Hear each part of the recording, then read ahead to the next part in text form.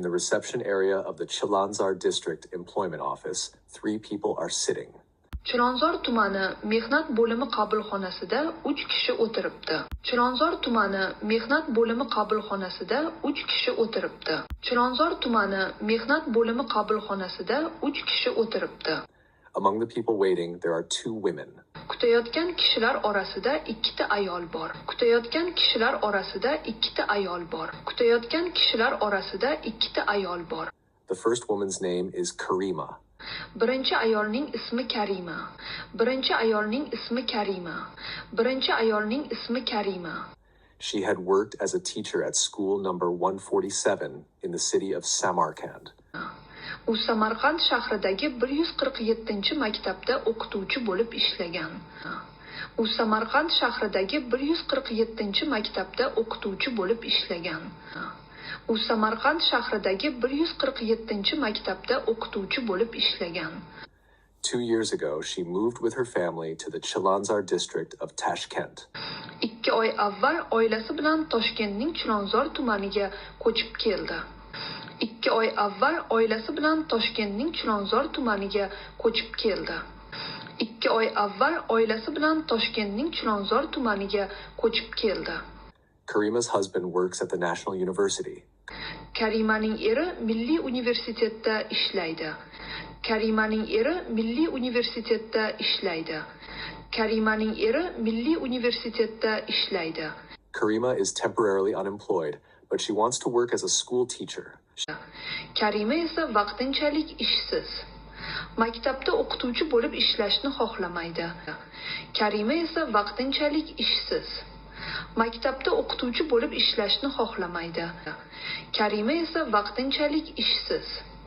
Maktabda o'qituvchi bo'lib ishlashni xohlamaydi. Can speak English and can work on a computer.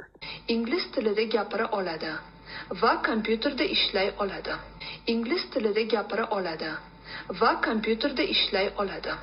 Ingliz tilida gapira oladi va kompyuterda ishlay oladi. The second woman's name is Nodira. Oladi.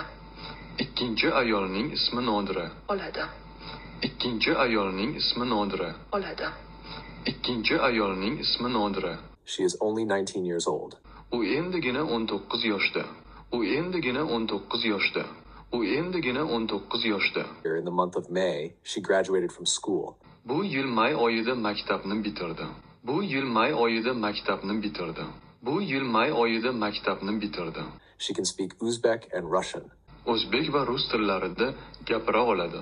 O'zbek va rus tillarida gapira oladi. O'zbek va rus tillarida gapira oladi. She can use a computer. Kompyuterda ishlay oladi. Kompyuterda ishlay oladi. Kompyuterda ishlay oladi. She wants to work as a secretary in a company. Biror firmada kotiba bo'lib ishlashni xohlaydi. Biror firmada kotiba bo'lib ishlashni xohlaydi. Biror firmada kotiba bo'lib ishlashni xohlaydi. Among the people waiting, there is also a middle-aged man. Kutayotgan odamlar orasida o'rta yoshli erkak ham bor. Kutayotgan odamlar orasida o'rta yoshli erkak ham bor. Kutayotgan odamlar orasida o'rta yoshli erkak ham bor. His name is Shavkat. Uning ismi Shavkat. Uning ismi Shavkat. Uning ismi Shavkat. He is originally from Fergana, but currently lives in Tashkent. Asli farg'onalik, lekin hozirgi vaqtda Toshkentda yashaydi. Asli farg'onalik, lekin hozirgi vaqtda Toshkentda yashaydi. Asli farg'onalik, lekin hozirgi vaqtda Toshkentda yashaydi. He can prepare Uzbek, Turkish, and Uyghur dishes. O'zbekcha, turkcha va uyg'urcha taomlarni tayyorlay oladi. O'zbekcha, turkcha va uyg'urcha taomlarni tayyorlay oladi. O'zbekcha, turkcha va uyg'urcha taomlarni tayyorlay oladi. Chilonzor tumani mehnat bo'limi qabulxonasida 3 kishi o'tiribdi. Kutayotgan kishilar orasida 2 ta ayol bor. Birinchi ayolning ismi Karima. U Samarqand shahridagi 147-maktabda o'qituvchi bo'lib ishlagan. 2 oy avval oilasi bilan Toshkentning Chilonzor tumaniga ko'chib keldi. Karimaning eri Milliy universitetda ishlaydi. Karima esa vaqtinchalik ishsiz. Maktabda o'qituvchi bo'lib ishlashni xohlamaydi. Ingliz tilida gapira oladi va kompyuterda ishlay oladi. Ikkinchi ayolning ismi Nodira. U endigina 19 yoshda. Bu yil may oyida maktabni bitirdi. O'zbek va rus tillarida gapira oladi. Kompyuterda ishlay oladi. Biror firmada kotiba bo'lib ishlashni xohlaydi. Kutayotgan odamlar orasida o'rta yoshli erkak ham bor. Uning ismi Shavkat. Asli farg'onalik, lekin hozirgi vaqtda Toshkentda yashaydi.